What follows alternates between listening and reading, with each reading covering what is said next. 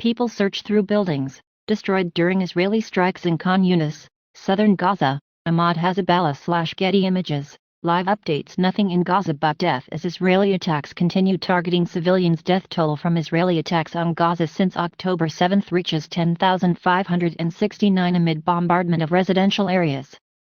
By Mirza Hagadzo, Edna Mohammed. November 8, 2023. Updated 14 hours ago. Share. Israel continues targeting of residential areas across Gaza, with 214 people killed in last 24 hours. At least 10,569 Palestinians killed in Israeli attacks on Gaza since October 7. In Israel, the death toll over the same period. Qatar mediating release of 10 to 15 captives for short ceasefire. Report. Qatar is reportedly mediating between Israel and Hamas for the potential release of 10 to 15 captives in exchange for a short ceasefire, AFP reports.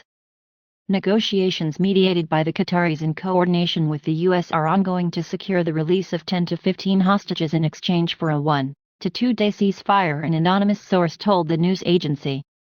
Qatar has been a key player in talks securing the release of captives held by Hamas, and most recently negotiated the handover of 4 hostages. Israel has pounded the Gaza Strip for a 33rd day in a row as the besieged Palestinian enclave faces a growing humanitarian catastrophe.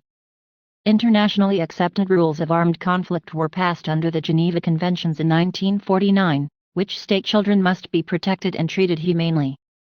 However, Israeli airstrikes on Gaza have killed 1 child every 10 minutes since the start of the war.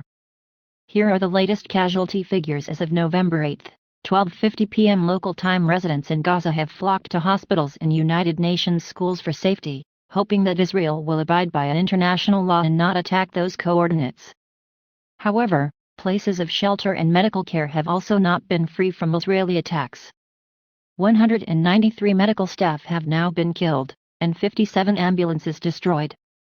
18 out of 35 hospitals are out of service in Gaza, and 51 out of 72 primary medical care facilities are out of operation.